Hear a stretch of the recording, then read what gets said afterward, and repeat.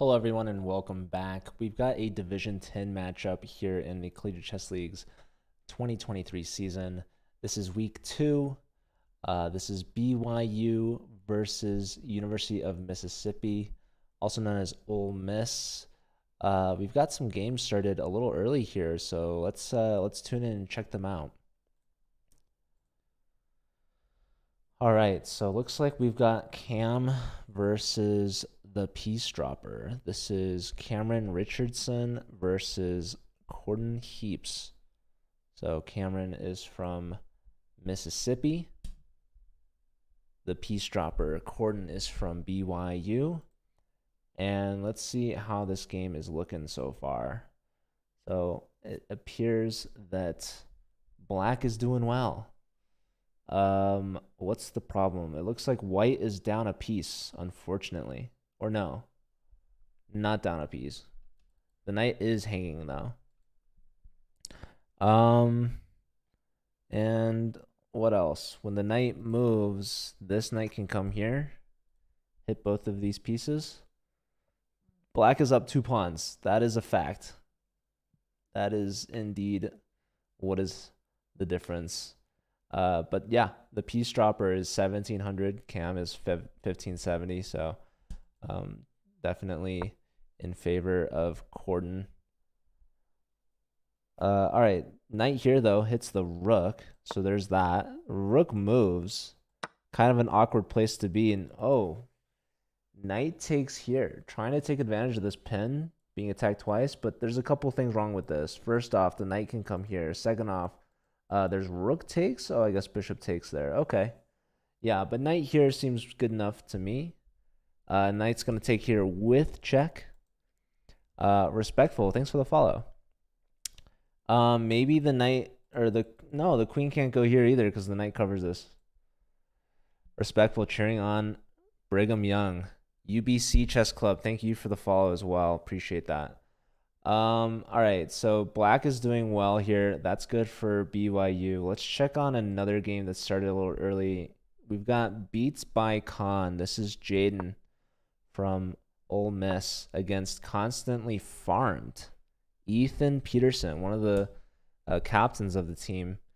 And it looks like this is even position. I guess technically pawns are even, but White's got these bad pawns over here. Luckily, this king is in a good place to guard this pawn. This is a passed pawn. And White has a 3-on-2 majority over here, but unfortunately can't really make much out of it. And this move was definitely not the move to make in time pressure. Beats by Con, giving up the center. Had a lock on this king, had the opposition here. King takes should be good. Or captures here. You want to push through, but king takes. Okay, computer doesn't like this because now the king can come up and win the e-pawn. And luckily, though, Black is in time to prevent the king from getting here. But yeah, you could push and play here, and you can play here. This is just a draw now. All right, there were chances. There were chances there for both sides. This, I think, will dwindle down to a draw very shortly. So that's actually a good result for Jaden. Ethan was put at the top board position, but they're actually not the top rated player. Yeah, there's the trade. All right, so a draw, a peaceful result. We'll go ahead and update that scoreboard. Back to this game. Still looking good for Corden. Yeah, up a piece for Black, up a light square bishop, and can trade down a pair of rooks there.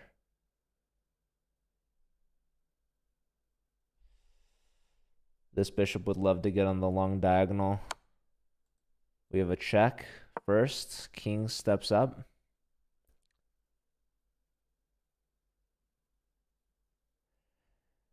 Seven seconds for Cam. Kind of hard to play with this kind of time disparity, especially to 2 minutes. Hello, Jaden.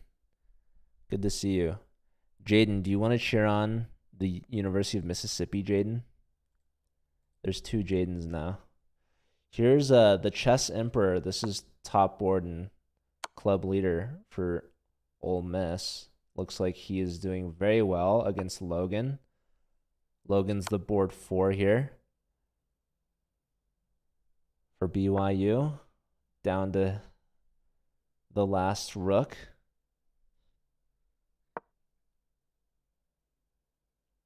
Pushing the pawn forward. Yeah. Rook here is going to force the rook off the board. Rook check. King is running. Rook here again. Going to force the trade.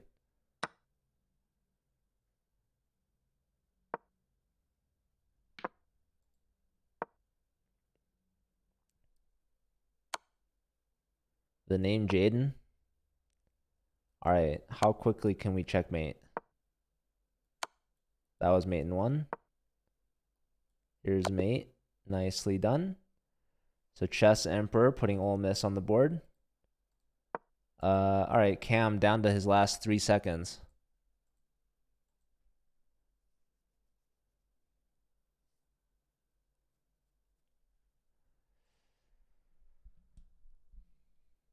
But Corden under a minute now.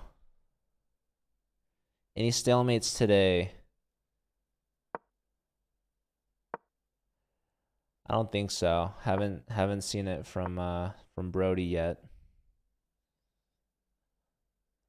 Just messing with you, Brody.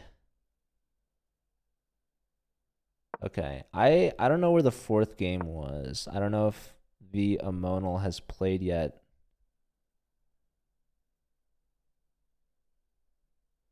Maybe I missed it. Let me double check. Yes, the Amonal won their game against Fernando. So let me update that. So the score is tied 1.5 to 1.5, but it's looking good for BYU here. But interestingly, there's been no knockout blow yet, even up a piece.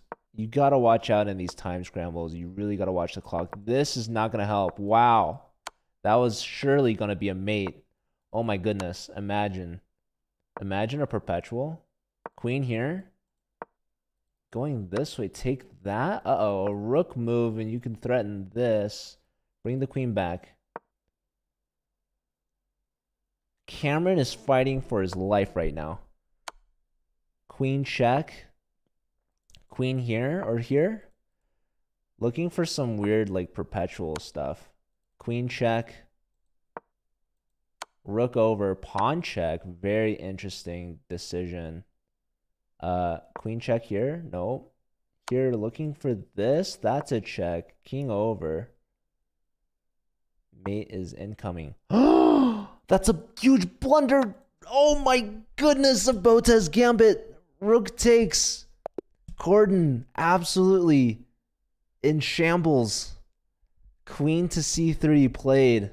And Cameron somehow miraculously pulls off the upset win, and that actually gives Ole Mississippi the lead 2.5 to 1.5.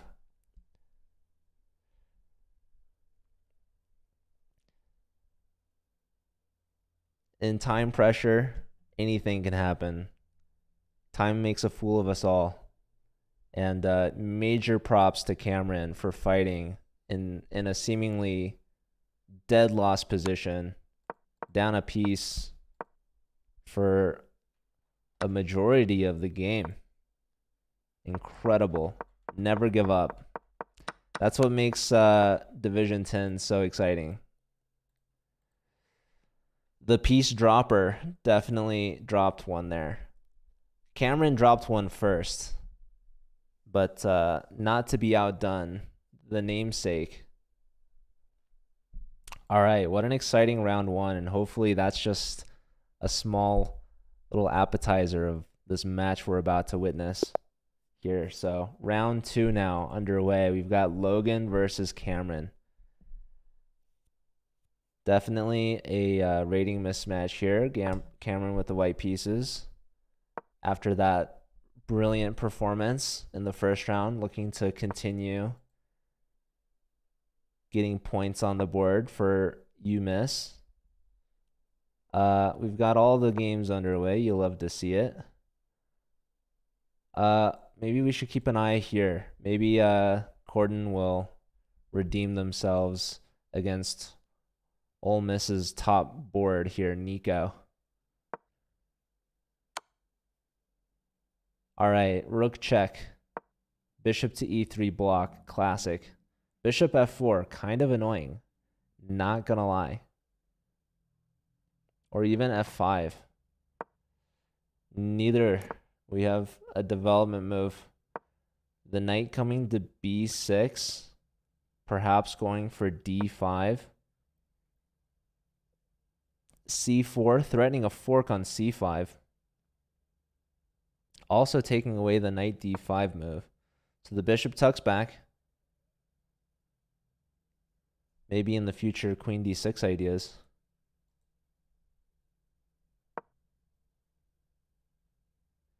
All right, pressure on h7.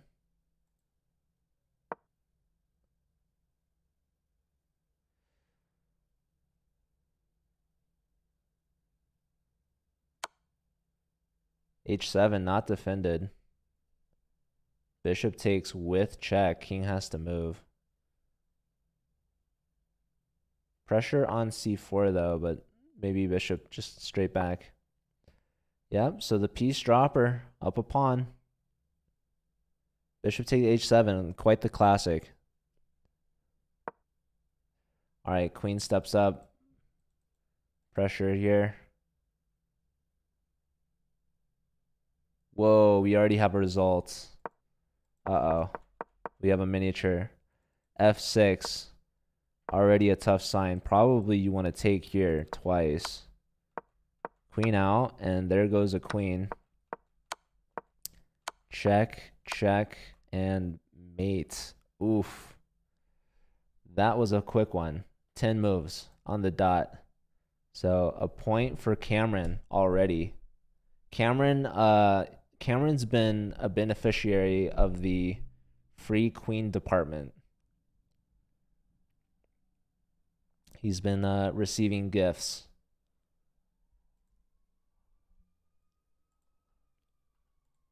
All right. You got to hide your queens from Cameron. All right, there's no hiding from him. Be safe out there, folks. Clemson putting in the bet now, 10.5 to 5.5. I don't know. This match is far from over yet, folks. It's only a 2-point difference. We're in round 2. Constantly farmed here from Brigham Young.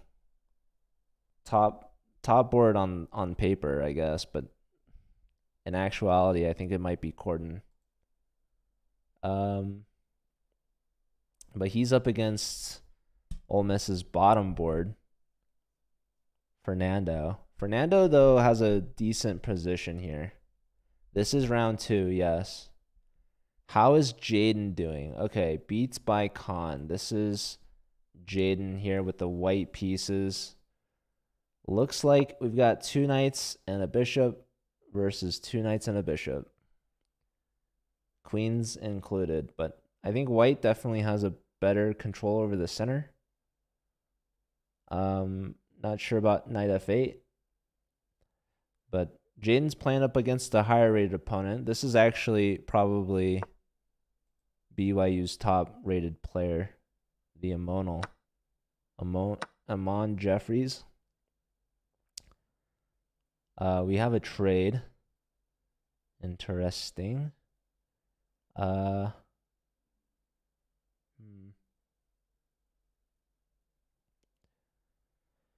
I'm gonna guess black's gonna play for f5 at some point. Go on for the bishop trade here. So if bishop takes, queen takes, offer a queen trade, and you're attacking this pawn. And if queen trade, knight takes hits the pawn on a7, we have another result. We have a draw. By agreement? They drew by agreement?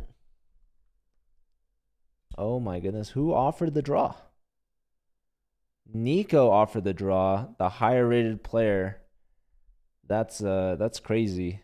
There's a lot of chess left to be played in that game. But okay. They have made their decision. So the piece dropper gets on the board with a half point. All right, let's check back in with Jaden.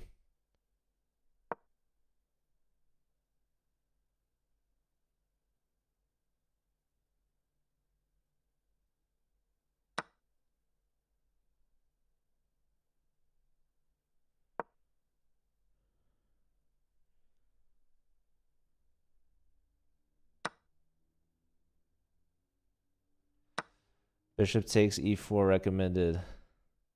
All right, pawn takes, surely.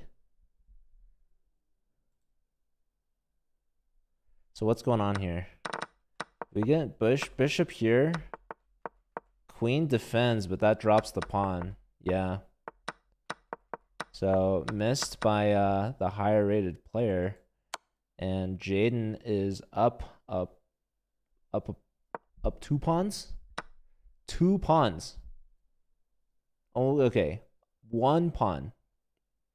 1 pawn now after this little trick. Okay. But gotta watch out because white still has the better structure. This pawn is isolated and weak. The bishop is better than the knight.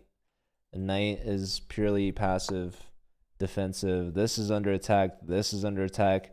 How do you save both? You can go here. You can also go here.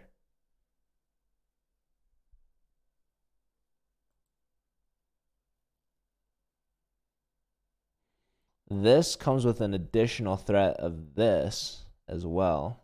But you do drop both pawns, so you're a fan of the piece dropper. Okay, queen here, but that drops this pawn. So there goes f2. Yeah, not ideal move by Jaden. And now these pawns are isolated and doubled. Still doubled. So still some chances here. This pawn has pressure, but the queen left her guard. And now queen comes back. Yeah, that f pawn was pretty important for our structure. It's decided by points. Who wins the round does not matter. It's the points of the match in its entirety. Yeah, first 8.5. Technically.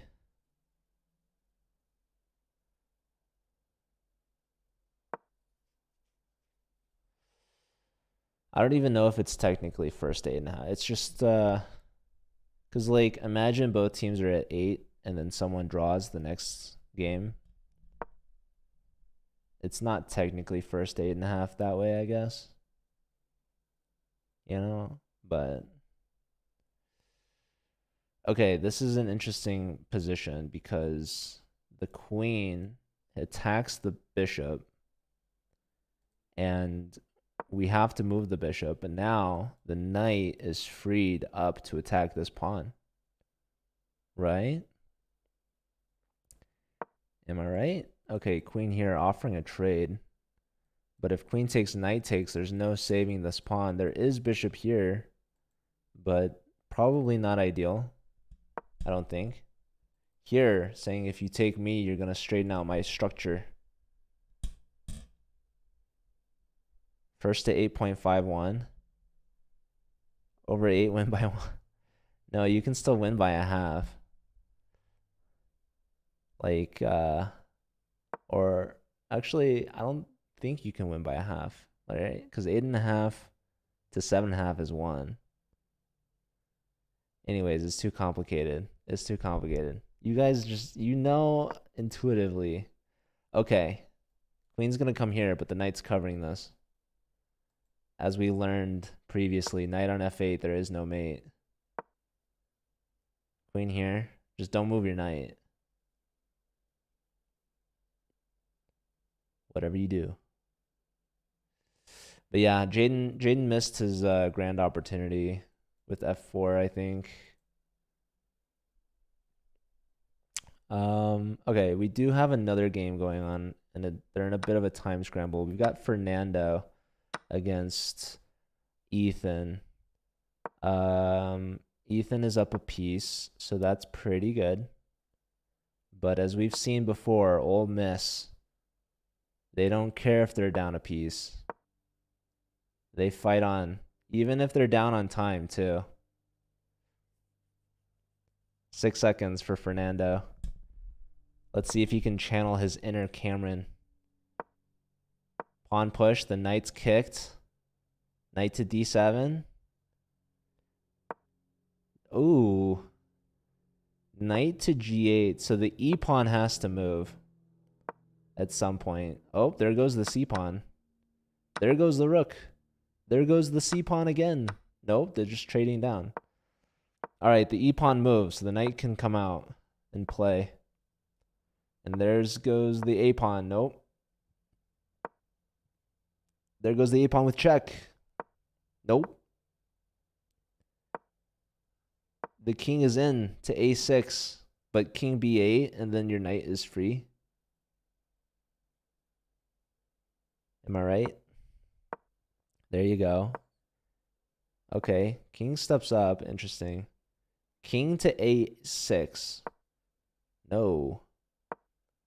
Okay, knight to e5. Yep, knight's coming here. That's going to be the end.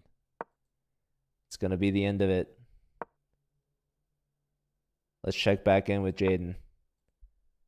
Okay.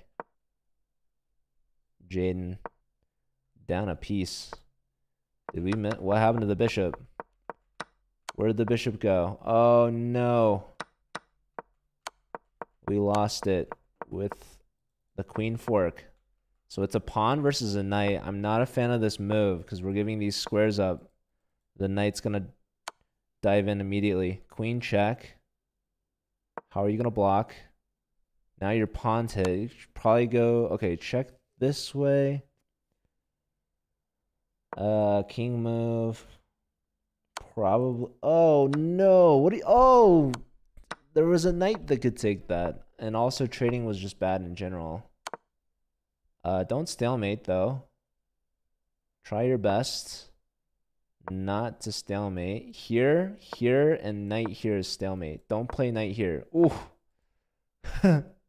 Who else is getting nervous? Brody, you getting flashbacks? Don't do... Oh. All right, 2 pawns. Let's see this technique here. Jaden's got the stalemate? I don't know, man. All right, the pawn is marching. Don't push the pawn. Close your eyes, Brody. Here, look at this. Queen on the board. But Ethan, or this isn't Ethan. Aman is not in the clear just yet. Brody could give a lecture on this position. Don't play here. Oh. Look at this technique.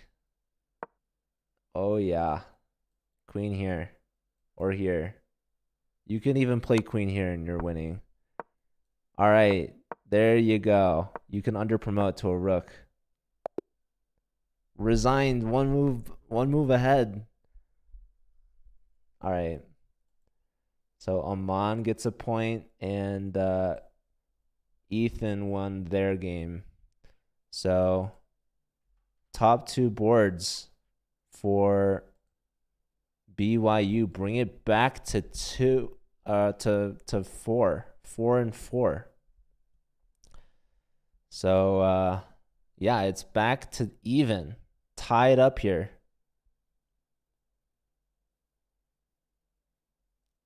Take care, Jaden. Thanks for being here. All right.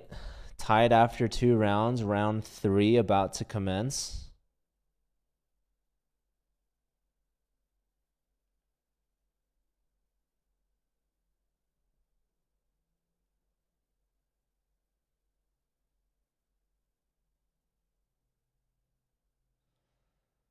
So it's tied up at 4-4. Clemson Chess, would you like to take back your original prediction? You might want to reevaluate. How are you feeling now after 2 rounds? I think it's a closer match than originally anticipated. All right, here we go. We got Corden versus Jaden. We've got a Sicilian. An open Sicilian? Yes.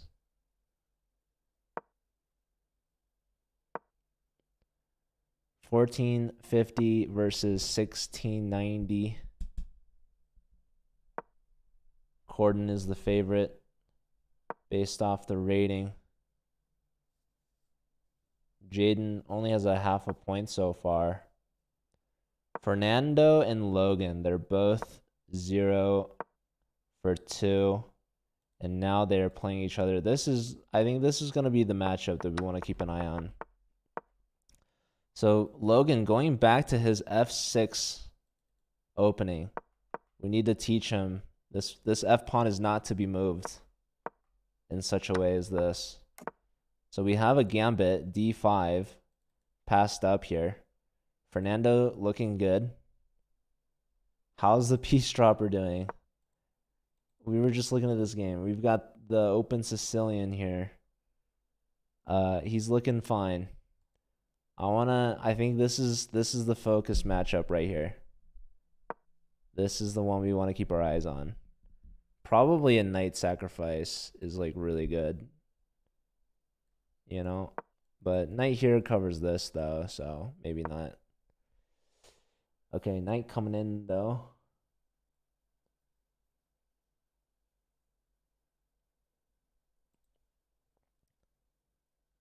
Dude, a knight takes e5. Yeah, I mean, that's one way to play. Rook out, attacking the center. Maybe bishop d6. Maybe knight d7. Maybe b6. Maybe. Probably this. Probably. This and this. And life is good for Fernando. But can he pull it off?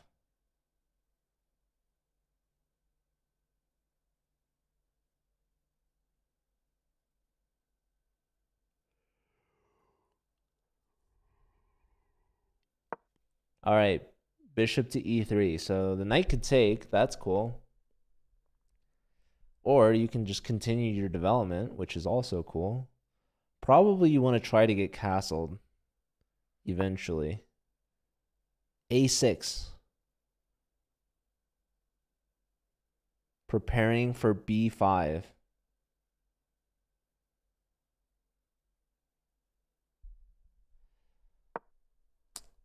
A4.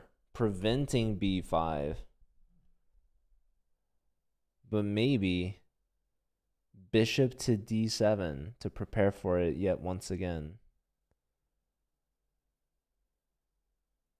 Logan's got to get the pieces out. Okay, a5. Closing things.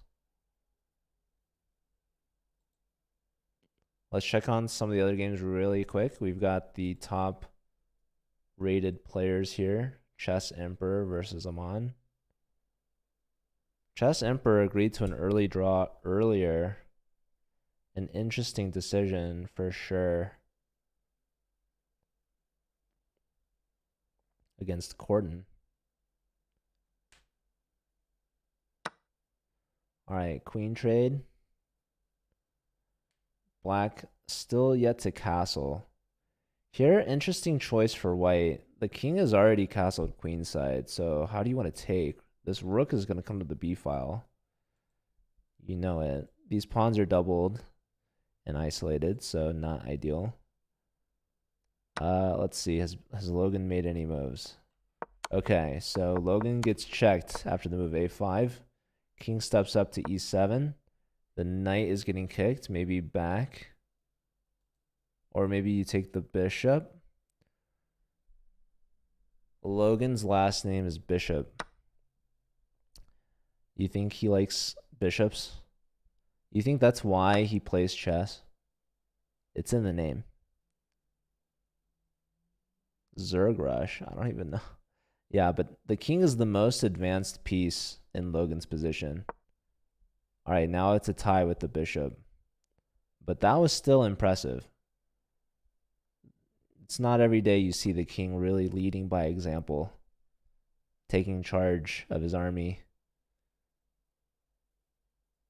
The rest of his pieces staring on. All right, knight in, perhaps threatening d6.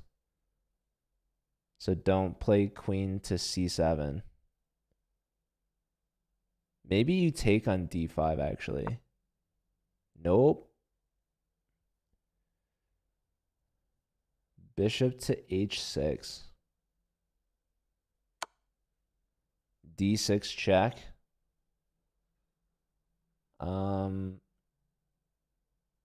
The king's got to move. Or, I mean, okay, technically not. You could take the pawn, but don't want to do that. All right. So king up. There's bishop c4 check. That kind of looks dangerous. There's also this move, c3. c3 threatening. Queen to b3 check and mate. Okay, bishop check. This frees up the d7 square, so there's only one legal move here. But that's crazy. c3 is a mate threat. You don't see that every day. So, king to d7. The move has been found. And now c3. Another bishop developed. So, Logan knows how to develop the bishops. This much we're sure of. Okay. There's this at least, but then there's that, there's this. Bishop coming back. Rook in. There goes the knight, but this is going to help white open up this file for the rook. Maybe here, I don't know. Here. Or here. I don't know. Just, all right, another knight developed. A pin. Rook here, perhaps necessary. This also clears this. Uh-oh. Yep. Oh, that's going to hurt. Actually, maybe you take the... Nah. This is, it's hard to say. I think this first, this, and then that, right? I mean, oh my goodness. It's collapsing, and it's collapsing quickly. Just don't play queen e7 check. It might look like mate, but it would be bait. That's another Botes gambit. Okay, queen takes g7. Solid. Rook over. That looks pretty good. That looks decent.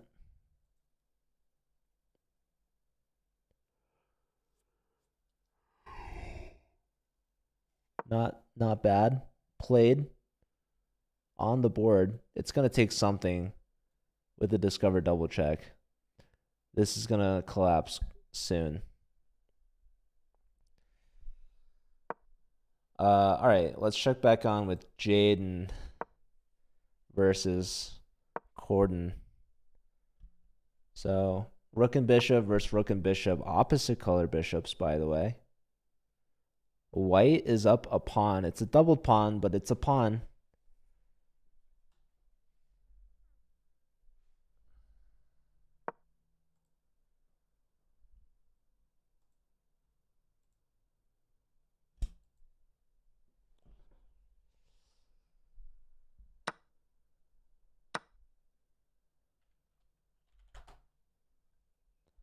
And they trade, so 3-on-2 majority here, attacking this guy. Put bishop check, strong move.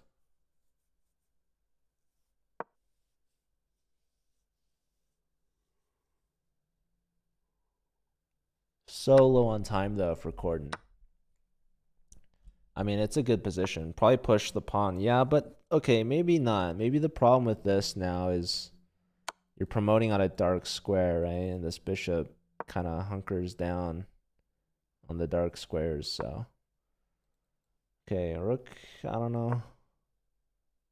Pawn push. Pawn can get to h7, but no further. But this does leave the bishop locked in there.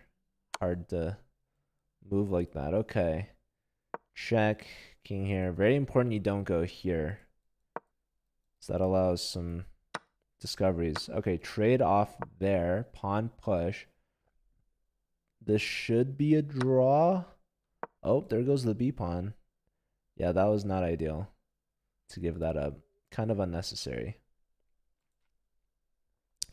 All right, Fernando won their game with a nice little checkmate there. Yeah, takes rook left and mate. Nice finish. So Fernando gets on the board. That gives Mississippi their lead back here in round 3. All right, why the computer? Okay, the G pawn was dropped.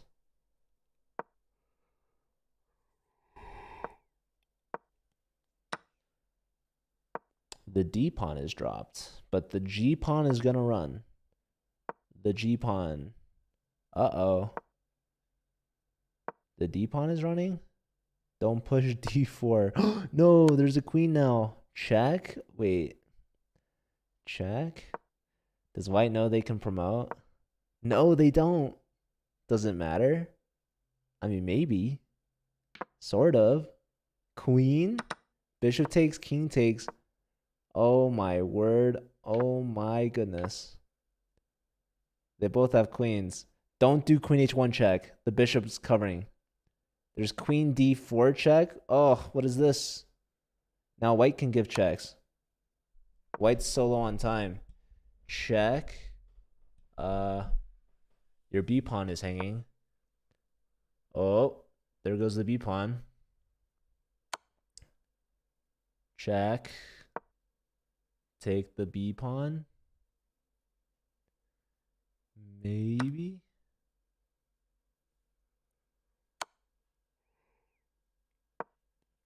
King to c3, guarding the queen. All right. Who's winning? Don't. Okay. Block. Queen b1. Queen block. Another queen block. Don't move the king. Why you move the king? Why? Queen of 7. I don't know. Let's check on Cam versus Ethan. Oh, Cam just won by flag. Ethan was down a piece anyways. Okay. Oh, we have another result. Chess Emperor won. They're at 2.5 out of 3. Cameron won. They're at 3 out of 3.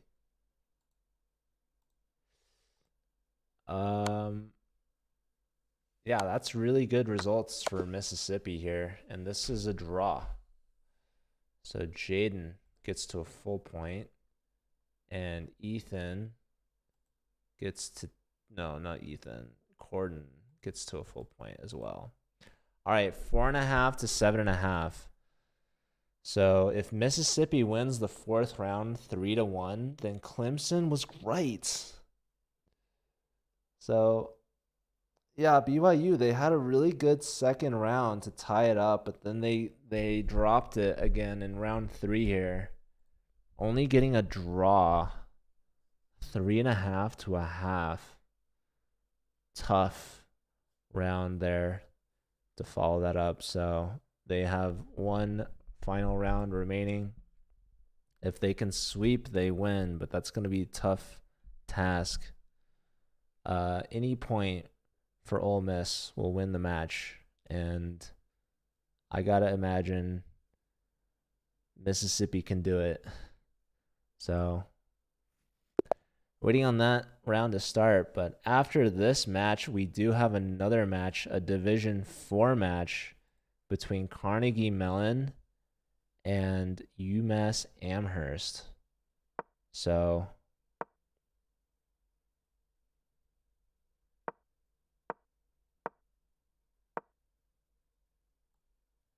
keep an eye out for that.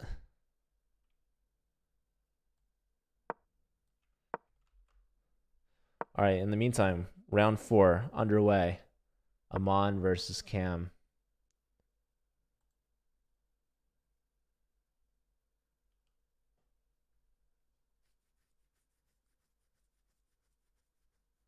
Can BYU beats the Clemson chess prediction?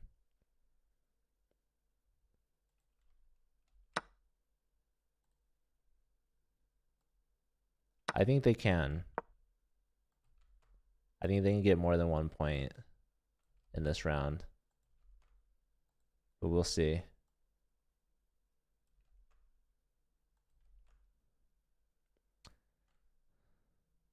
The SE2 reference for Zerg Rush. That's StarCraft? Okay. I thought Zerg was like the mean toy from Toy Story 1. Right? Or is that Zerg with a U? I don't know. Someone probably knows.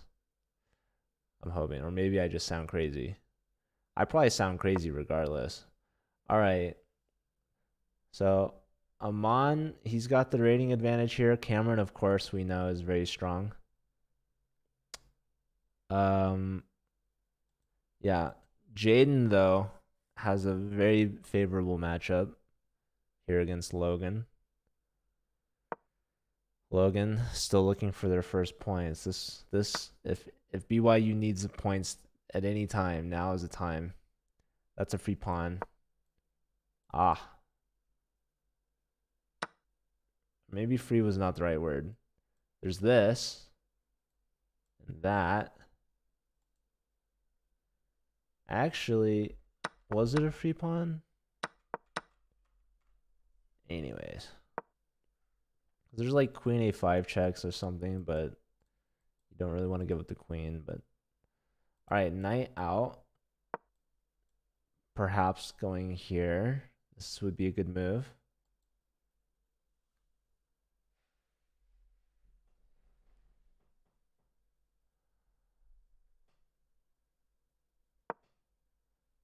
Bishop out.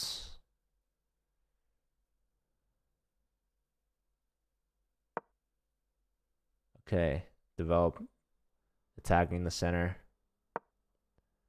How's Fernando doing against the piece dropper? Looks like Corden's doing well. Wait, no, he's not. What? Wait, why is it? What am I looking at here? Bishop h6? Is that a move? What just happened? Or queen f4 is a strong idea? Wow. Yeah, this rook is really strong. The rook is a good one. Let's check on our top board from Mississippi here. Nico, team captain. He's up on time. Can't castle though. Looks like we see a queen trade. So no castling for Nico. That could be good for Ethan. Ethan kicking the bishop back. Hello, Jake Hogan. Sorry if I said that wrong. Yeah, Fernando's strong. He only has 1 point so far against Logan, but his position looks really good. So, okay, we didn't see queen f4. The eval was like really high after that, but bishop to h6. So obviously can't take the bishop. Is there a threat though? I think there is. I think the threat is to play queen to g5 or to take on g7 first. Okay, knight n attacking the queen.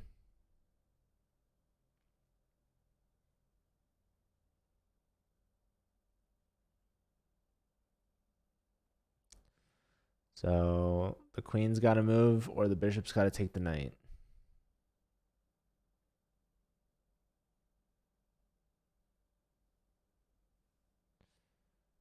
Both players at about 3 minutes. Ah, we have a result. Okay. So Logan got mated by Jaden. So with that, Ole Miss officially wins.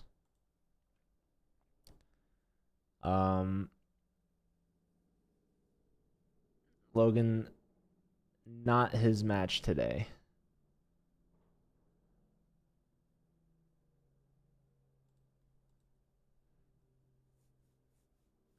But he had some fun games, for sure.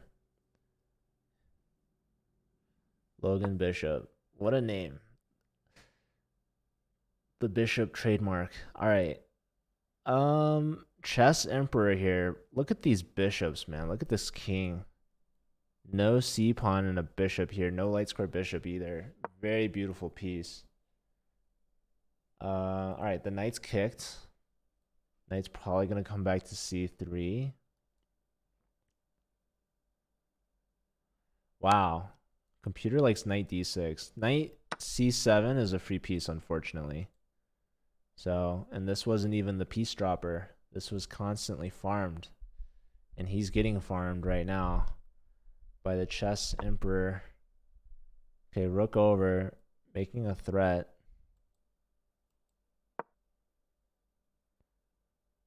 The king steps over.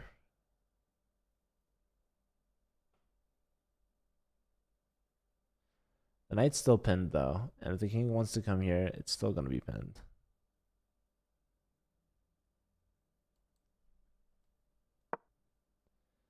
Knight up. Just improving the piece. We could see bishop back to f4. But the king can now move, or you can block with the bishop. You could put the knight back, but that's kind of passive. So, all right.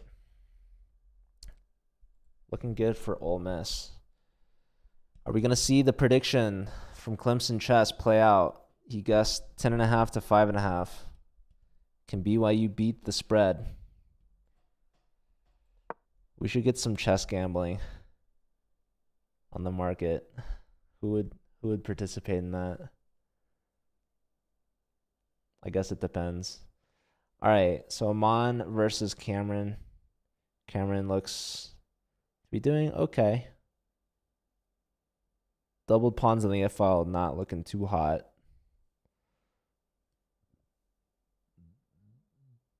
I guess material's even. Opposite color bishops. White has better active pieces. Rook joining the battle. Maybe going for C7.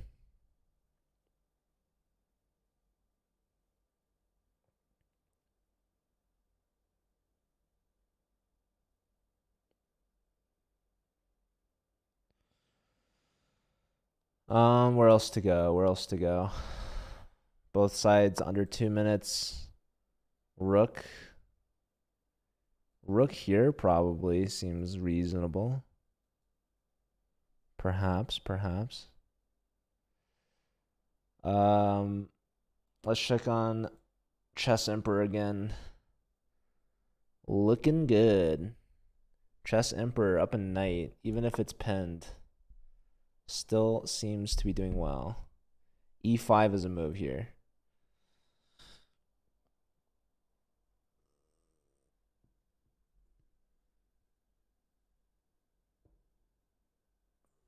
Just attacking the bishop. Defended by your bishop. Thanks for making the games live. Well, thank you guys for playing. I appreciate you scheduling it. Anytime a match gets rescheduled, outside of the default match time, there's a good chance that I'll stream it. And if you want your games streamed specifically, let me know. Reach out ahead of time. Let your opponents know as well. Because the default match times are pretty much reserved for Division 1 for broadcast. But if you reschedule, then that's a good thing. This is a strong threat by white, by the way. If the position looks good for Chess Emperor, it could be thwarted, I was going to say, but Chess Emperor is too good. He sees the threat, he thwarts it. He's also up on time. So now if bishop takes, rook takes with check, king takes, and then you lose your piece. If the bishop moves back, simply trading. Bishop here is good. Knight takes here works as well. Now it works with tempo. So Chess Emperor, strong player. Looks like he's going to be able to convert that. Let's check in with Fernando. He's down to his last 10 seconds. I see the F pawn is okay, defended, but rook takes 2 seconds. Rook takes, king over, defending the B pawn. And this F pawn is kind of weak, to be honest. But if you move the rook to attack it, rook takes on F2. So maybe bishop to E3. But white already moved, so it's black's turn. Where to go from here? G5? G5 played. Bishop back. That defends the pawn, but it frees up the rook.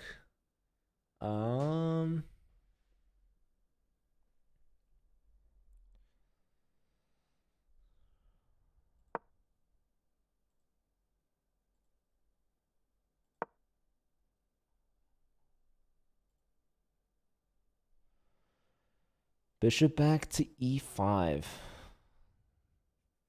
Discovers G7 and H8 if the king tries to like come back, or if it gets checked, there's no bishop block anymore.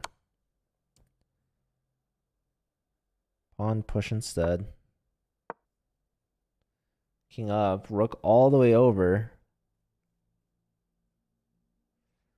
Ooh, bishop H6 is a move. Okay, just taking here makes a lot of sense. Rook takes, pawn. What else? Well, you have passed pawns. Both sides in severe time pressure. It's really anyone's game. Fernando could steal one here. Oh my goodness. There goes the rook. So the piece dropper benefiting from some dropped pieces. Fernando's only hope now is stalemate. Can he make it happen? No, that's mate on the board. He didn't play it. Pawn push. Oh my god. OMG. Don't you dare stalemate. King goes over. The king is getting chased, and there's your mate. All right. Wow. Okay, so Corden gets a point. Let's see. Oh, that was the last game. So all the games finished. Cameron won. Cameron goes 4 out of 4. Chess Emperor won as well. Wow. Did the score actually was Clemson, right? Oh my goodness. And Jaden won. I don't know. Did I get the scores right or wrong? I don't know. I think the overall score is right. I don't know if the individual score is right, but final score 5.5 to 10.5. Good win from Ole Miss. BYU, they kept it close in the first half. It was tied up at 4-4, but in the second half, Ole Miss came to play. Their players capitalized on the mistakes, and they converted the match to a win. So congrats to Mississippi. They played a good game. BYU, they're going to have to come back and try to get some more points next time. So next week is a bye week. As a reminder, you guys, we have the Kasparov Chess Foundation playing a college or a university tournament that's international. It's going to be on February 4th and February 5th. I will not be covering it or anything like that, but I might be streaming some of the reschedule matches for the bye week. But as a reminder, we do have one more match left today, so don't head out just yet. Stick around. We've got a Division 4 matchup between University of Massachusetts Amherst and Carnegie Mellon University. So pretty much much stronger players, and kind of more at stake. They have more prize money on the line. It's still regular season, but you guys should stick around and stay tuned. So I'm going to take a quick break while we set up for that. And before you all go, I want to have another reminder that tomorrow at 11 a.m. Pacific, we will have our second weekly arena. We do give out prizes every week. It is open to the public, but the top 5 college clubs will earn a prize, as well as the top 5 cumulatively throughout the regular season. We're going to be keeping track, and I'm going to make a scoreboard to show that. So hopefully I'll see you guys tomorrow if you don't stick around for this next matchup. But I'm going to take a 5-minute break, and I'll be back with UMass Amherst versus Carnegie Mellon. Thank you.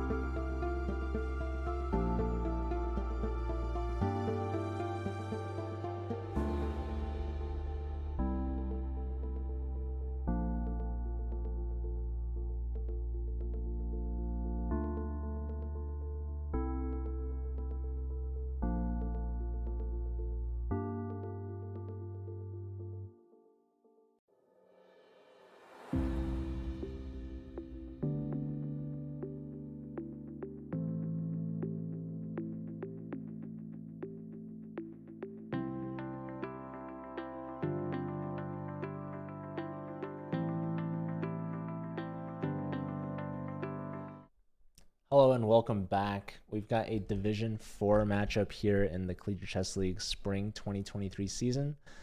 This is a Group B matchup between Carnegie Mellon and University of Massachusetts at Amherst's B team. So let's check in on these games. They are underway. Here we go. This is Ashley versus Greg. No, Greg. George Greg. His name could have been Greg. His parents didn't want to name him Greg. George Greg instead. His username initials GG. So we'll see if he's going to be saying some GGs today up against Ashley, also known as I Blundered My Queen. And we've seen a few Botez Gambits already so far today. We'll see if we can see some more here in Division 4. Ashley is one of the club leaders, I believe the co-president and one of the college ambassadors in the program. So we'll definitely keep an eye out on her games. But we do have all 4 games underway. I want to bring attention to Ethan here. This is the top word from Carnegie Mellon. This is a national master, Ethan Gu, playing up against Television Tyrants. That is Rowan de Pester at 1800. So some strong players here today. Rowan is 1874. Definitely not the favorite in this matchup, but he's not bad for a lower rated board. In fact, all of these players are either 1800 or 1700 except for Ethan here. So Ethan might be the difference maker between these two teams at 2280 National Master. University of Massachusetts, they have their A team in Division 3. So their best players are up a division. It's going to make it harder for their B team to compete against other schools' A teams like Carnegie Mellon when they have a player like Ethan on board 1. But you never know. Ratings don't tell the full story. It is a blitz game as well, after all. We've seen some major upsets so far, and that might be more common in lower divisions, but it still happens here in Division 4. So we're going to stay tuned and see what happens. Let's check on some of the other players. I want to bring attention to Cute Cat 003. This is Aryan Yoshi. Is it or Joshi? I really should ask Aryan. Aryan is one of our other ambassadors. He is the club leader from UMass Amherst. He's been doing really well in the program. Their club actually just won a signed chess.com board by Danny Wrench, the man himself. So that was part of our college ambassador program. We do have a lot of fun little gifts like that to give out every now and then. And UMass was one of the schools to win it. So we just shipped those out. If you want to check them out, we just did an unboxing video in our recent podcast that we did. So if you guys haven't heard of our podcast, if you follow our channel, we stream every Thursday, every week. And our last guest, we had Kimmy Liu, one of the players from Cornell University and their ambassador. We might have to bring on maybe Ashley or Aryan at some point.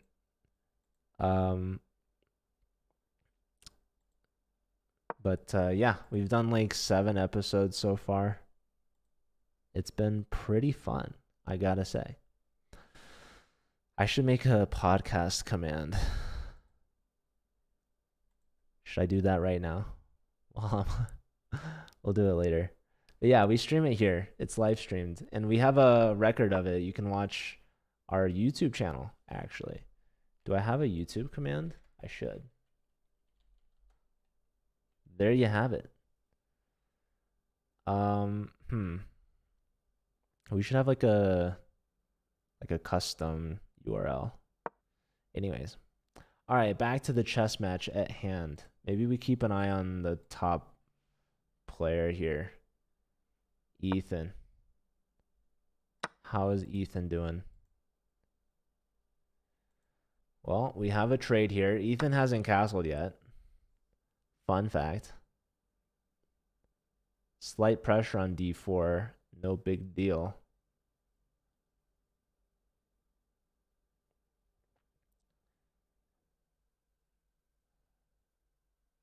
Time's even at 3 minutes. How bad is it to take with the rook here? Probably not a big deal. Right? Ethan probably doesn't want to trade the bishop either for the knight, to be honest. As lifting the rook will help white double. Whoa! Sacktown, USA, population, Ethan. Knight takes b5. What a shot. Going after the queen and the pawn on d6.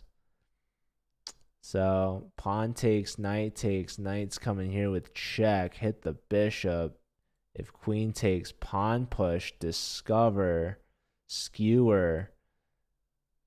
Awesome tactics galore. Look at the position just burst into life before our very own eyes. What a move. From the television tyrant, Rowan de Paster. No idea if I'm saying that right. But yeah, some deliberation, some thought, some tact. And here you have it, a sacrifice of the knight. And Ethan, national master, round 1 versus board 4, in shock. Saying, do I really have to take this? Do I really have to go down this rabbit hole? And yeah, it looks like the sacrifice has been accepted. What else would you do? Bishop takes c3 maybe? No. There's knight takes c7 with check. So the queen's got to move. And now d6 falls with check. King move up. Knight takes. And no, not taking back. Not allowing for the annoying e5 break from white. Just clamping down on the e pawn. Ethan hasn't castled yet. Not ideal. But he is attacking that knight's. The knight retreats back, looking for some escape. There's like queen b5 ideas. Yeah, white's doing well here. I mean, technically only up a pawn, right? Or no? Wait. How many pawns is that? Do we do queen takes b2? Is that the move? What is this material imbalance? I mean, black hasn't castle. King in the middle of the board. Doesn't feel very good to me. But b2 is hanging. Just queen takes b2.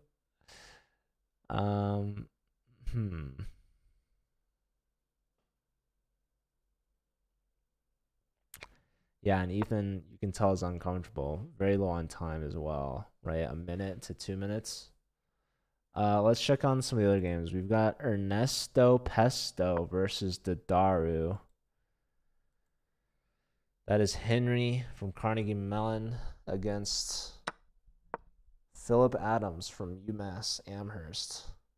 Let's see. We've got one side that's up a bishop and a pawn. That is Ernesto. The higher rated player is winning. Up on time as well. Looking to trade rooks. Losing a pawn, but simplifying for sure. Is it even losing a pawn? I don't think so. Because king takes, there's bishop takes f7. There's actually bishop takes f7 right now. Bishop takes, and then you can do bishop back, hit the rook, threaten rook here and stuff. Looking good for white. All right, rook takes instead. Interesting. Threatening to take, and then to take. But the rook sees it, so the rook steps backwards. And now rook covers the check on f7, but not the check on G8. Check here. King attacking the rook. Rook scoots over. Going for D7. There you have it, folks. The rooks are off the board. This is going to simplify Ernesto Pesto's life. We have our results. Ashley from Carnegie Mellon. She blundered her queen, but she did well in this game. Well enough to not blunder her queen. Whoa. Bishop takes a3. Bishop takes on f6. Bishop back. Bishop fork maybe. Rook back to defend. Now Ashley's got the 2-on-1 majority. She creates a passer. Trades the rooks, and there goes the queen being pawned. So very nice technique there from Ashley, team leader. All right, what's going on in this one? Queen on the board. That looks pretty good. So Ernesto Pesto gonna win this one. Likely. All the players are under a minute for all of these games. So I have good faith in Ernesto Pesto. Here, I like white. Why? I mean, look at these pawns. Look at this bishop. Oh, the rooks. King to the corner. It's not gonna bode well here for Ari and the cute cat. How far can the cuteness take him? I would take on B7. No. Actually, maybe no. Maybe no. Well, I don't know. Bishop here. Interesting. Low time. Pawn takes, rook takes. Rook takes, bishop takes. Queen over. Bishop back. Just bishop straight back where you had it. D5. Right? No, didn't want to give up queen c1 check, I guess. So queen over, threatening rook to c8, and it's been played. Queen takes pawn. What? Rook g8. Oh my goodness, the queen is cooked. Oh, but Canuck is like... Oh, Canuck's gonna flag anyways. Alright, well... The cute cat looking good now. What was I saying earlier? I have no idea. But this is looking good. Although this is not over yet. Take which one? Neither. Well, the h-pawn seems easier. Check. King running. Check. King running again. Check. Gonna run out of checks here soon. Pretty soon. Cute cat trying to convert the queen. We had another result. Ernesto Pesto. Not surprised there. So Carnegie Mellon 2-0. Let's check. I think Ethan was like losing, right? Oh my goodness. This could be a big upset win. And one that they need desperately over at UMass. Rook here looks good. Just saying. That was a check though, of course. I mean, you can't allow that. Okay, this rook checking is kind of intriguing, but there goes a pawn. Back.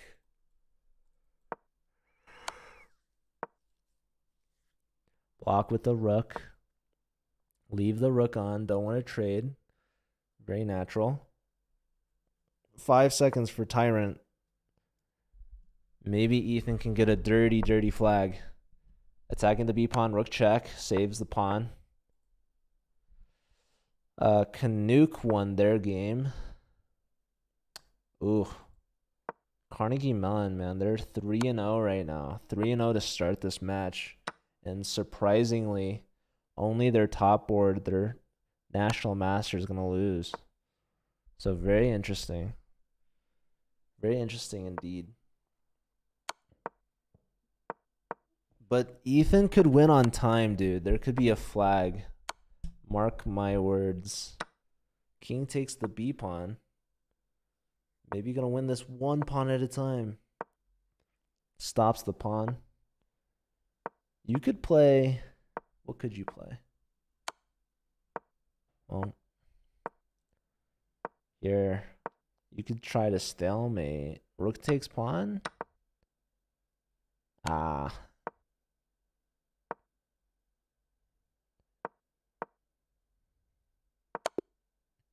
There you have it. All right. The Tyrant with the upset win. Keeping UMass in it. They're on the board now. No sweep, but a strong start for Carnegie Mellon. Only missing out on their top board. So not the start that Ethan needed, but definitely a good result for the team. Up 2 points going into round 2.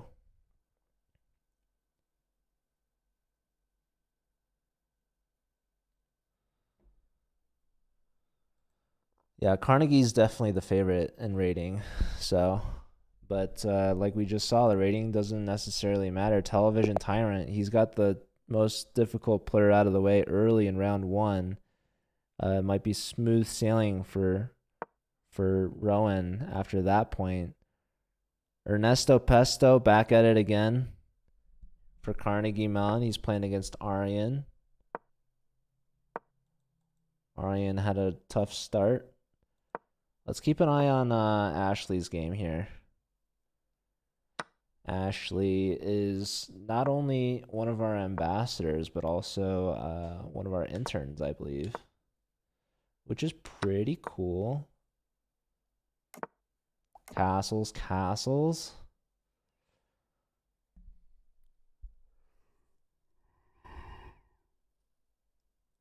But yeah, that game against Ethan was beautiful. Knight sacrifice just led everything downhill from there. Right? That's what that game was, right? I think so. I don't know. Anywho, it's round 2 here. And the Carnegie Mellon versus UMass. Pittsburgh versus Boston. One of the biggest East Coast rivalries there is. Right behind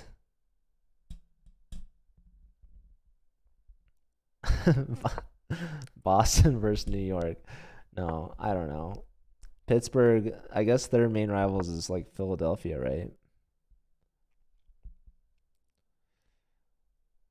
Philadelphia, I mean, that's basically New York. Pittsburgh, that's basically Philadelphia. So, Massachusetts, Amherst, that's basically Boston. So yeah, UMass versus Carnegie Mellon, basically Boston versus New York. I'm doing some massive mental gymnastics here. I like the move E5, just open the bish. Although there is this, but still, you have this and that, and then this, and then that, and then this, and then that. Oh man, and then that, and then this, and then that, and we're winning. Maybe actually not. I don't know. Is that one a pawn? It was too much. It was too complicated. But wait, where does this knight go? Knight goes to G4? Or knight goes to D5? Trade first, and now knight D5? Yes. And now we sacrifice. Probably not. That'd be cool though. Greek gift. If Brody was here, he'd do it, but I don't know. We might have lost Brody. Brody and Joe might be playing. Still, who knows?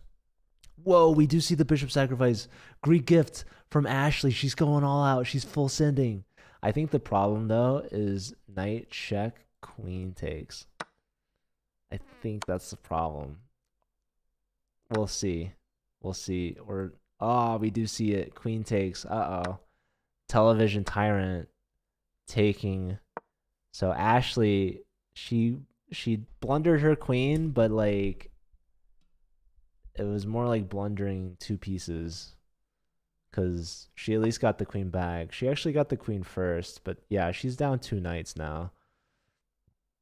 So not quite necessarily the start Ashley was hoping for in this game.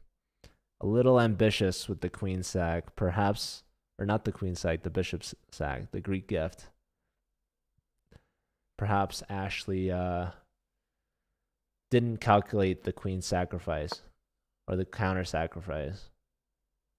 I also wonder if like queen g6 was a good move. Maybe. King g6 there. I don't know. All right, c5. Inviting the knight back in to a good home. Attacking the b pawn. The b pawn has been pushed. Do you dare take it? What else would you do? Rook lifts, trying to go for h4. But you're also getting your rooks forked, by the way, knight c3. So, yep, there you have it. Not ideal. And you can't go rook h4 because, well, you can, but the problem is you lose your rook. And you might think you get the exchange back, but then the move king to g6, and then you begin to wonder, how do I save my pieces? Well, okay, Ashley has the move g4. But is it really that good? I don't know. There's the move f6.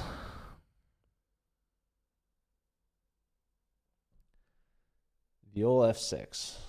And if you take f6, knight takes, and that rook is going to get cooked. And if the rook leaves, then you lose the bishop. There's a whole domino effect here. All right, so not captured, but retreating.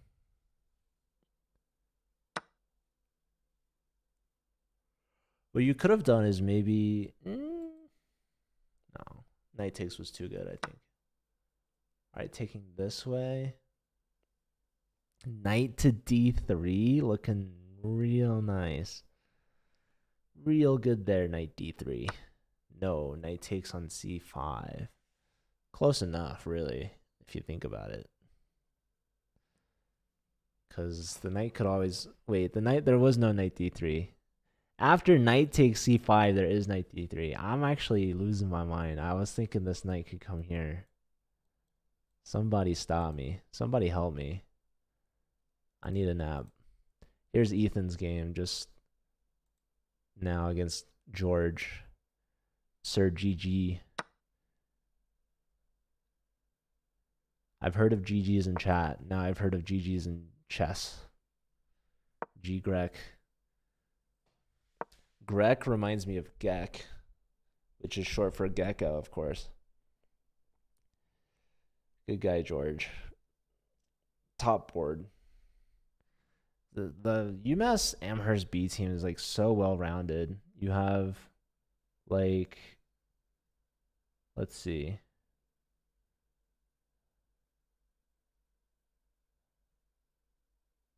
Actually, everyone's 1800 except for Didaru, Philip Adams, who is 1700. Very interesting. Very well rounded.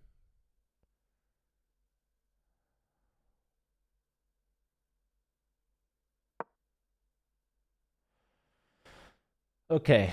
Queen to a3 opposite the queen.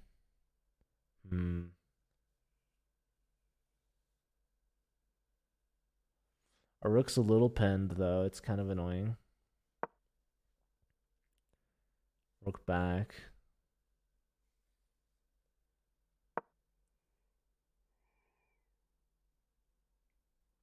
I wonder if knight e8 was a move instead. Probably not, because you lose the d pawn.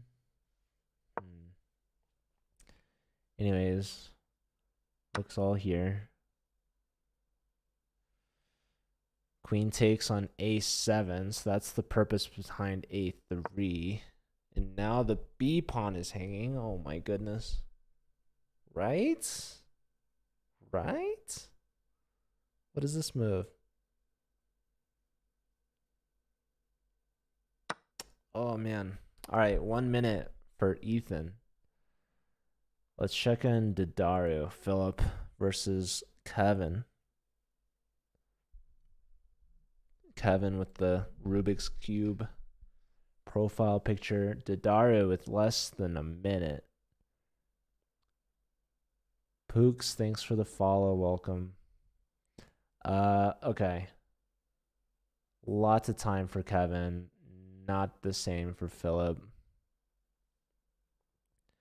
Philip wondering where the time went. All right, trying to trade the knights or what?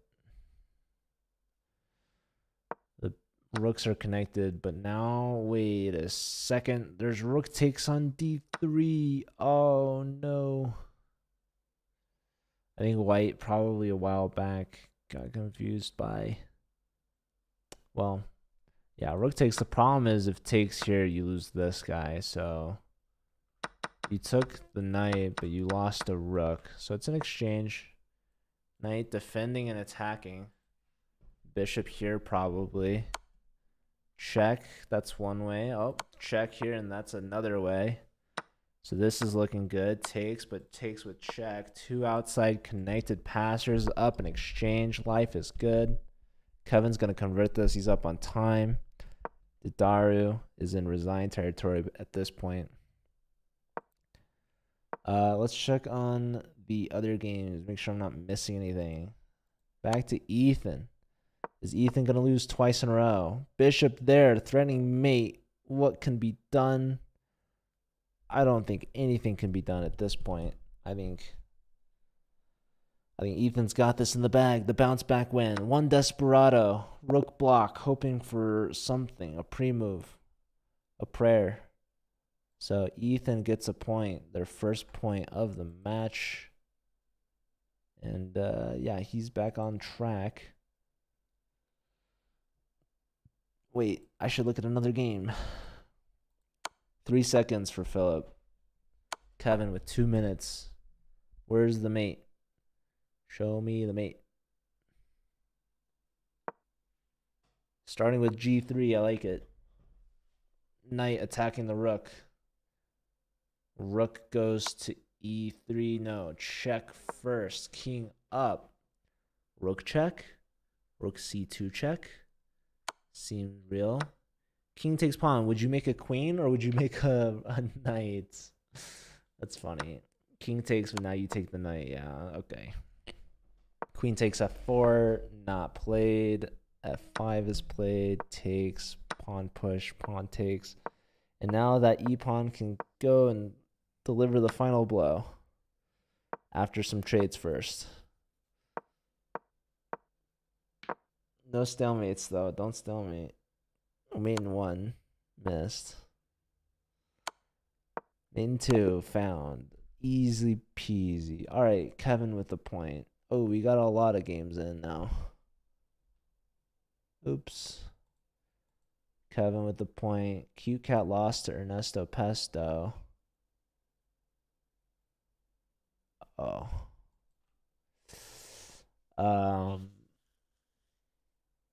Kevin won. I did that. Ethan won their first game. Did that. And Television Tyrant beat Ashley.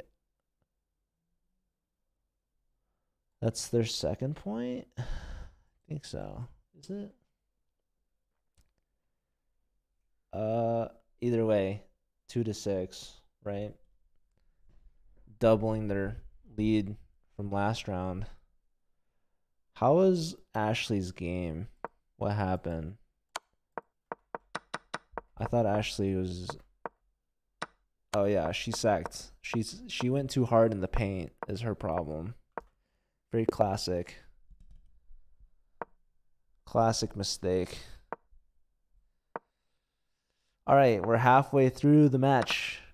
2-6. So only Television Tyrant from Amherst has been getting points. He's 2 for 2. Up against the stronger players too. Taking down their top board and their team captain. Rowan might look to try to go flawless today.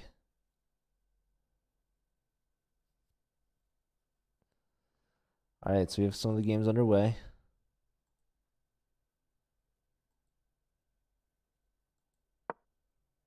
Or do we? Did I mess that up? I might have messed that up.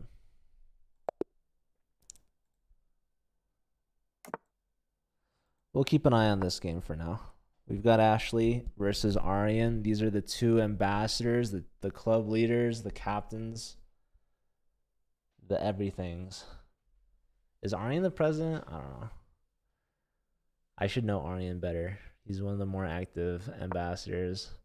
Ashley's very active, of course. She's been organizing some Pittsburgh tournaments against other Pittsburgh schools like University of Pittsburgh. How many schools are in Pittsburgh? There's probably a lot, right? Where's Drexel? Is Drexel in Pittsburgh or is that Philly? Where's Wikipedia? I need Jeffrey in chat to lead the way. What am I without him anyways? Jeffrey is in here. Yes. My Philly ambassador. Right? There's a couple of schools in Philly. You got Drexel, you got Temple, right? You've got UPenn, I think. Duquesne? I don't know Duquesne. Is that how you pronounce that? Pitt, CMU, Duquesne. There's got to be some other Pittsburgh thing. I don't know. I'm pretty sure there's another one. Maybe some small school though. Hello again, White Noise. Welcome back. This is the final stretch here. I'm honestly kind of tired, but I'm revitalized now that I know we got Wikipedia in chat. I summoned him. I said his name. I just knew. I was like, who's my guy to give me Pittsburgh and Philadelphia facts? And it was Wikipedia. LaSalle, St. Joe's. We don't have. Do we have LaSalle in our program? Definitely not in the CCL, but maybe in CAP. Anyways. All right, knight to G3. We looking at F5 maybe? Wikipedia keeping an eye on his fellow ambassadors here. We should have an ambassador tournament. We really need an ambassador flare or like a banner on your profile. It'd be really cool. We've been saying this for a long time now. But unfortunately, when chess.com servers are crashing, it's like nothing else matters in the world. Although that's definitely not true. Because our marketing team still like puts out stuff and our tech team is like on fire. They're drowning.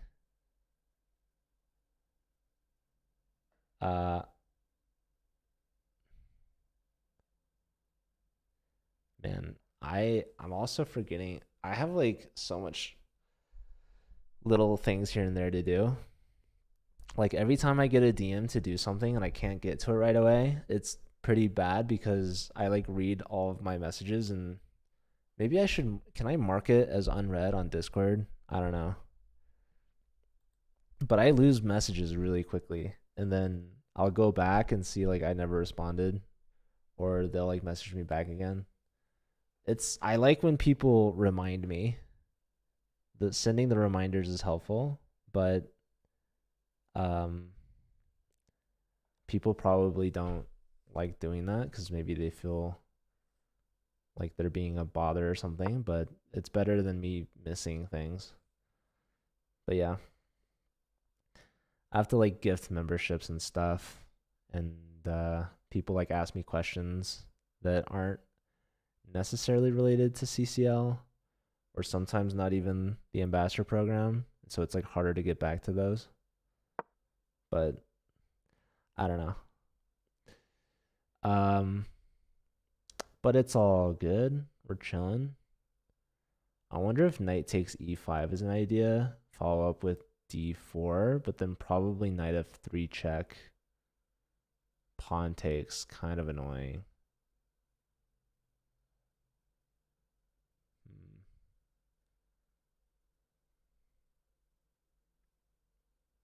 Rook over. Bishop in, attacking the rook. The cute cat versus I blundered my queen. Both at 1700. Who's going to win? Got all 4 games underway. How's Kevin doing? Kevin's low on time. He's in check. He's in shambles. His knight's hanging. Oh, he's going to die soon. I'm sorry, Kevin. George has your number this game. Don't beat yourself up. D3 is your best move here. And it's just not even close. King over. Now H takes G. And that's going to be GG from Greg. Or sorry, George. George Greg. Yeah, these players are really close in rating. Like what, 12 rating point difference? But this position is... Whoa. Bishop back. Okay, I forgot that the pawn's attacking with Jack. But even still, taking on G3 was apparently the best move. Penn State, yes.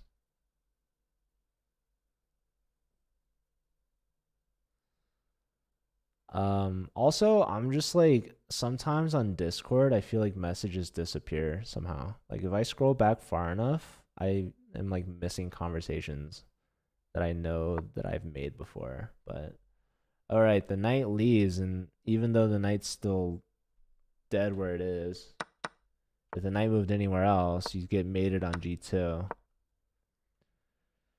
So let's see. Could you imagine taking on G2 with the queen? Whoa, queen to G3. A queen sacrifice. Let's see. Where's... I don't know. Even queen G3 looks... Or queen G2 looks really promising. Like, just sack the queen for bishop takes E4 check. It's like... You're so short on squares. But yeah, the problem is this rook sacrifice here. I mean, maybe D2 is better, but D2 anyways, man. That's brutal. That's going to be game over. Kevin somehow surviving on the clock. Wow. I would have maybe sacrificed the bishop for that pawn. Not that it matters. All right, let's check back in with Ashley versus Cute Cat. Ashley's low on time. Oh man, queen offering a trade here. Kind of timely for Ashley to do this because Aryan sacrificed, it seems, on G6, but there's no time for discoveries anymore. So now the knight's got to retreat. And Ashley is left in a good place here, huh? Up a knight and up one pawn. Knight plus pawn seems pretty good. All right, you just lost a rook though. Pawn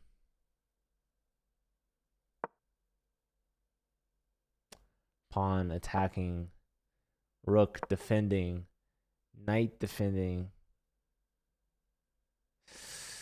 The knight's also looking for some checks, perhaps a fork on F2. That's pretty juicy. Maybe then knight D3 played, but then there's like knight E5.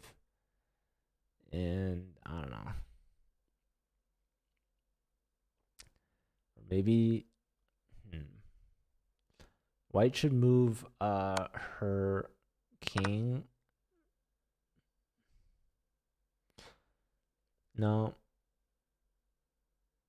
And now the rook is on F2. Yeah, I'll bring the rook in.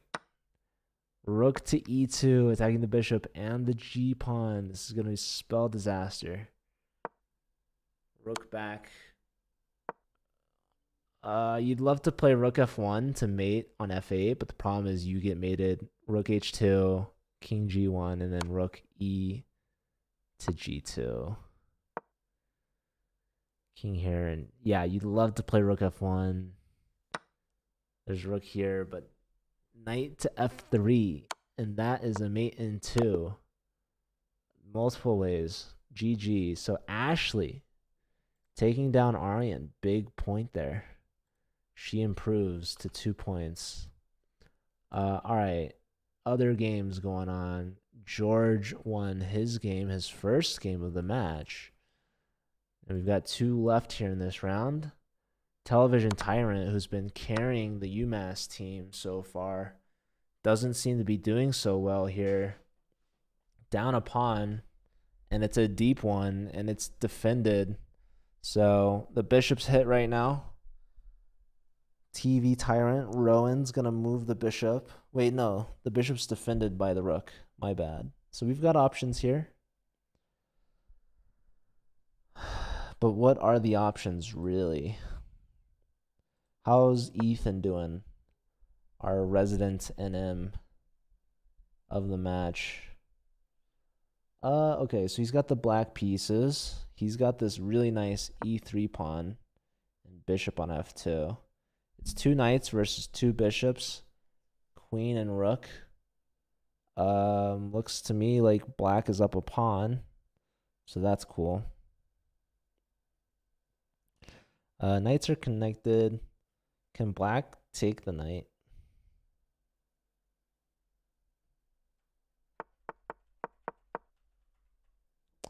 Oh, it's what? Oh, wait, why wouldn't you take the... What's wrong with taking the knight? Rook takes, and then you lose your rook?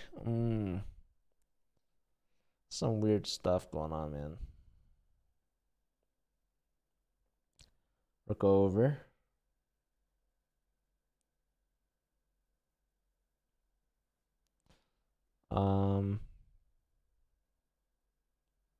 Both sides now under a minute.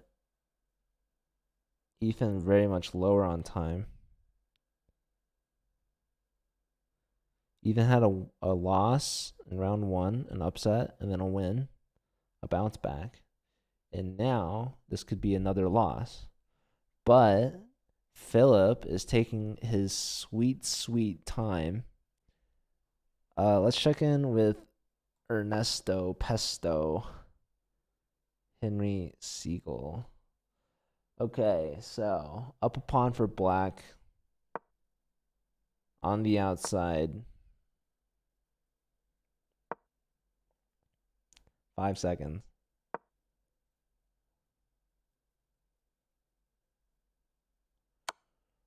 Check. Pawn block is my guess, but moving the king also works.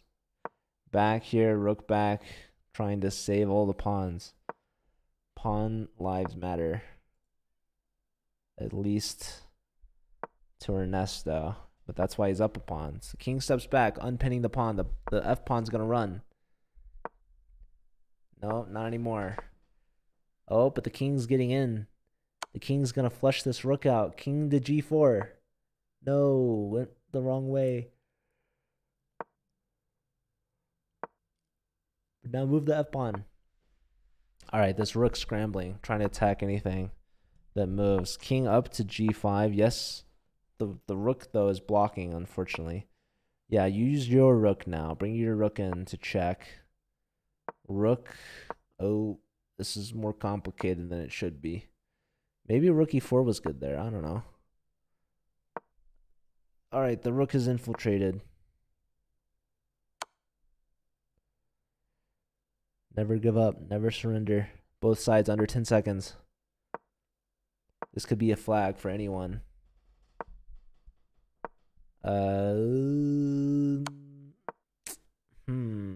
How to progress?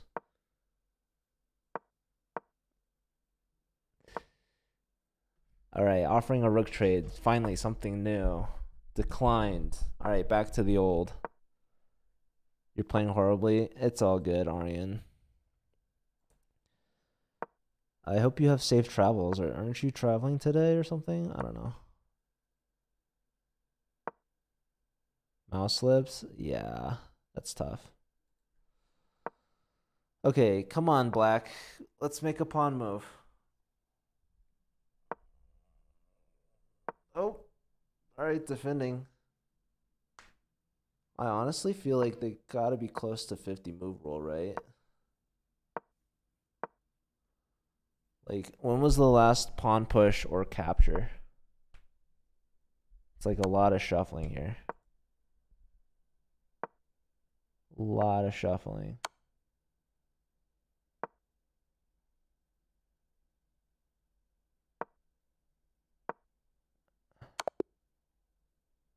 Draw by repetition here. So up a pawn, but repeating.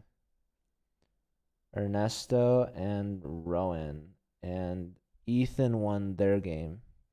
So with that, with a round to spare, Carnegie Mellon officially wins the match.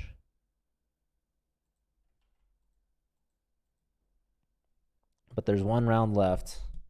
Flight is at 9, and you're still on West Coast time. Good luck. That's a red eye, no? That's a long flight, my dude. California to Massachusetts. Like, plus they add the 3 hours on top. You're gonna get there in the morning. Dang. That's tough.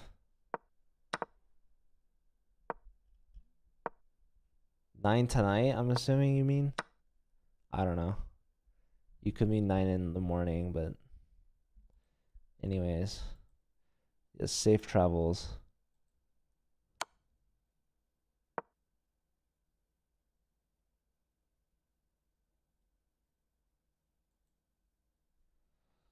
All right, fourth and final round. We've got Ashley.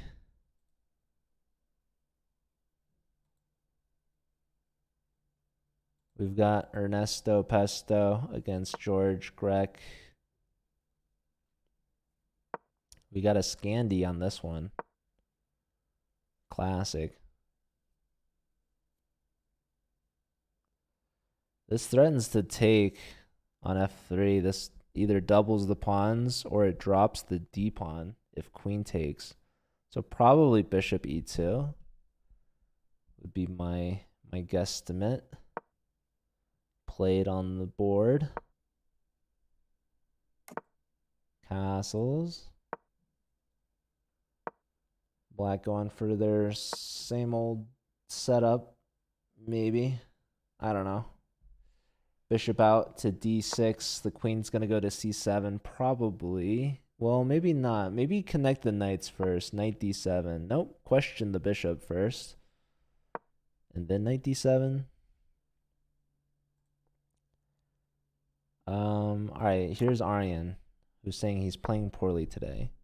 So maybe Aryan can turn things around here against the national master.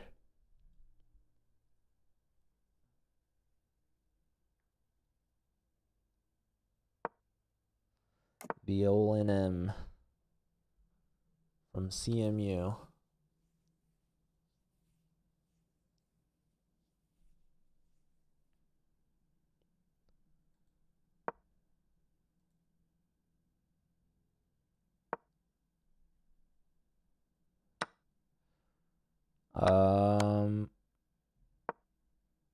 Is that a free pawn?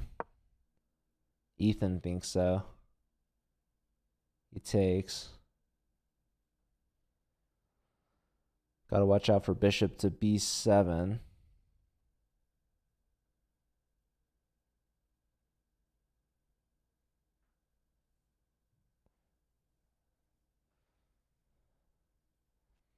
I feel like knight d5 is kind of interesting as well, but here we go.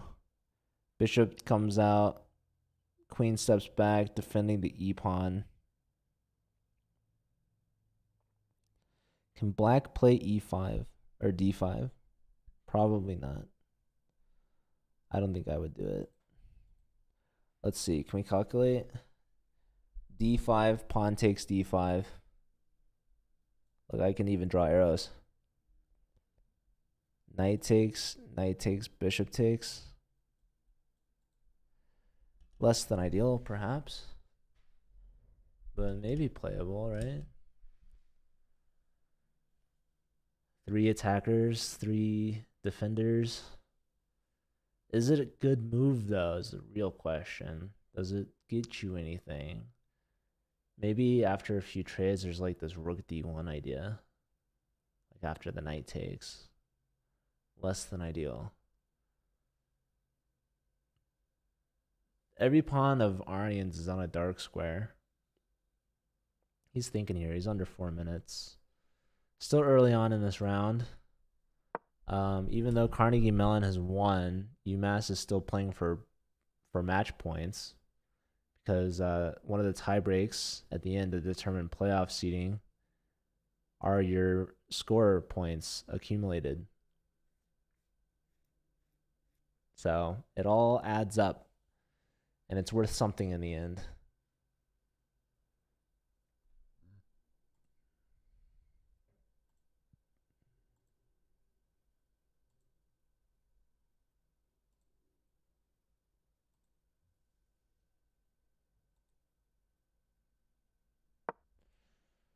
All right, the queen was hit and drops back. That took a long time for Ernesto to figure that move out. Lots of options with the queen, but deciding on d2, and George is just offering a queen trade here.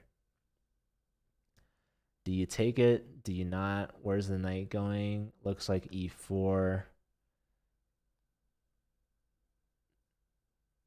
How big of a deal could this be?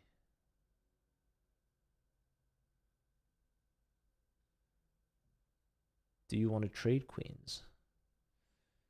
Do you want to leave queens on the board? George seems to be okay with trading. But Ernesto's just sinking time. He's using so much time on these moves. He's got like no plan.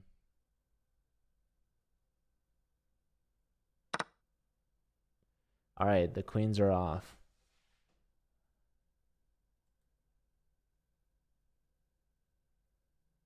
And still taking time here. Let's put a rook on the C or D file. Don't drop A2. I don't know. Man, actually, I like black here for sure. I mean, especially with the time situation. A minute and a half for Ernesto to 4 minutes, basically. It's the most time left. Well, okay. We've got Kevin here with about 4 minutes as well. That knight's pinned. Knight c3 is a strong move. Let's see. What's be the plan here? Black could take on e5 for free, but then knight takes, bishop takes on d5. So bishop develops anyways, which helps support d5. Yeah, both players still over 3 minutes in this one. We do see a knight trade. Pawn takes.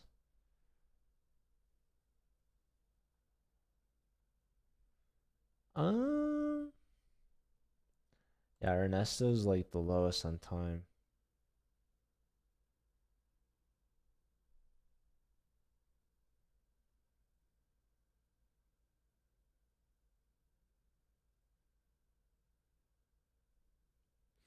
Yeah, so the bishop stepped up to save itself from the knight. George just has so much time compared to less than a minute, man. The B pawn is hit. The A pawn is hit. Not pleasant. Not pleasant at all. The knight on e4 is hanging, though, if the bishop wants to move. Okay, blocks the diagonal with the knight. Kind of interesting. I would consider blocking with the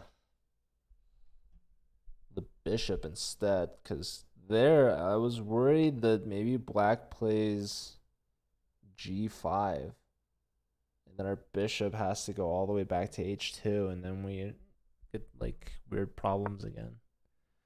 Okay, knight back. This blunders our b pawn, right? right? I mean, maybe we win the B pawn back though. Probably. Not really sure. Oh, sorry. Bishop's attacking the knight. But like, okay, couldn't you take on f3, bishop take? Okay, repetition.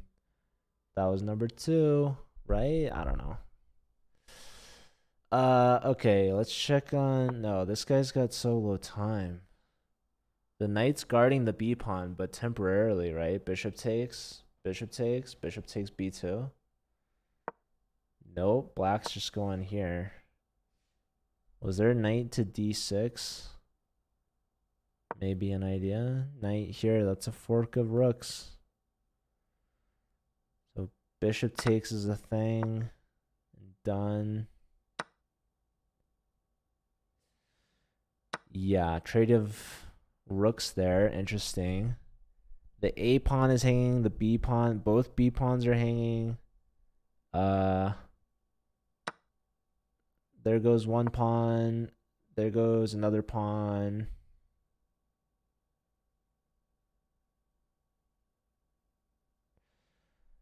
I should look at another game. Okay, Ashley won her game.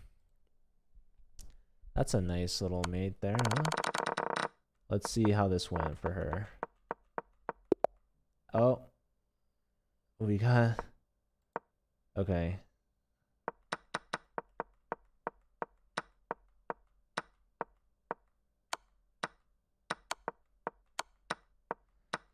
Yeah, Ashley just wins the exchange. And then she wins the pieces. Nicely done. Did I miss Didaru's game? No, Didaru just finished. Here's Aryan versus Ethan. Aryan's got Aliekin's gun loaded up there. 11 seconds for Ernesto. And he's down a bishop, so that's not good. Let's give Ashley... What, did Ashley go 3 out of 4? Wow. That's pretty good.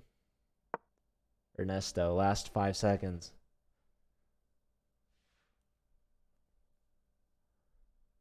Let's check back in with Ethan and Aryan. There goes a pawn.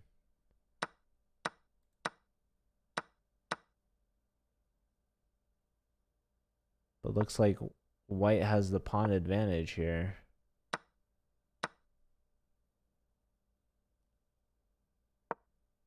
Because at the end of it, white's going to be up a pawn still.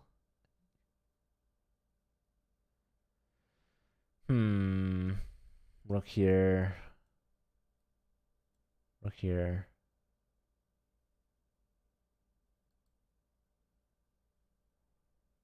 All right.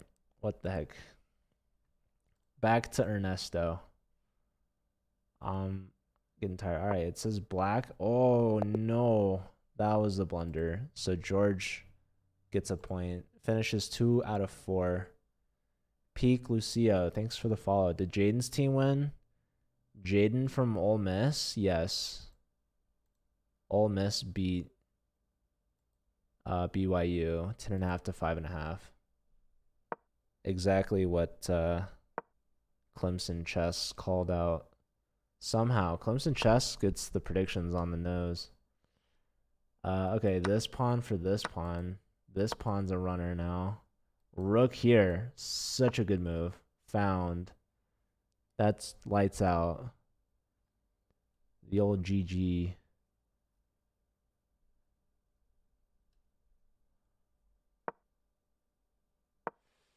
Huh.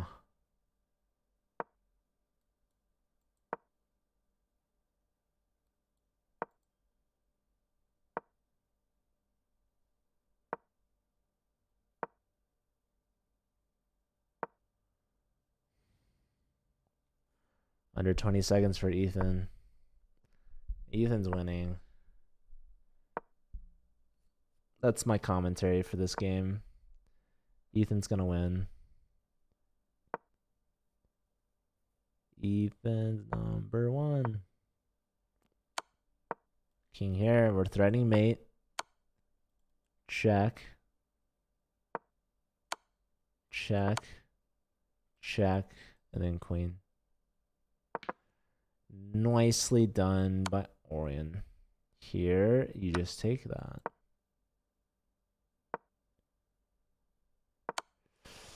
Kevin lost to Rowan. So Rowan, really good score for him. 3.5 out of 4. And this is a point for Ethan, who went 3 out of 4. So final score, 5.5 to 10.5. We saw a couple of those today.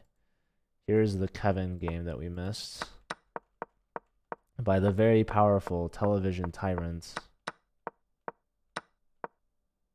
So nice pen with the bishop there to win the pawn. And then bishop takes with tempo and just resigned here. I suppose. Maybe a little early, but didn't really matter in this match anyways. But yeah, thank you all for watching. UBC, you're too kind. But yeah, thank you. I appreciate that. All right, ladies and gentlemen, it is the end of the day for me today. We have no more matches left, so that concludes today's broadcast. We just finished watching a Division 4 match between UMass, Amherst, and Carnegie Mellon. And Carnegie Mellon took the win, 10.5 to 5.5. So congrats to them, a strong performance. And yeah, stay tuned. We're going to be streaming again tomorrow morning. We have some early matches. We also have our weekly Sunday prize arena. That's going to be at 11 a.m. Pacific. I'm going to announce that tournament link in the Discord. So if you're not there, be sure to join. It's really helpful to connect everyone and to get those announcements out. Also, White Noise, if you're still here, congrats on bronze too. I missed that. But yeah, have a great rest of your Saturday, everyone. Thanks, everyone, for being here and supporting. I really appreciate it. And I hope to see you all again tomorrow, either playing in the arena or just watching some college chess. This is week 2 of the spring 2023 season. We have a bye week next week for the Kasparov Chess Foundation. So be sure to check that out. We do have a link in it in our Discord, or you can reach out to me. But yeah. I'm going to head out for tonight, and I will be back tomorrow morning. So stay tuned for that, and stick around for this raid. We're going to find somebody to go and support. Hopefully another college chess streamer. But if not, just another chess streamer. But yeah, that's it for me. I'll see you all tomorrow. Take care.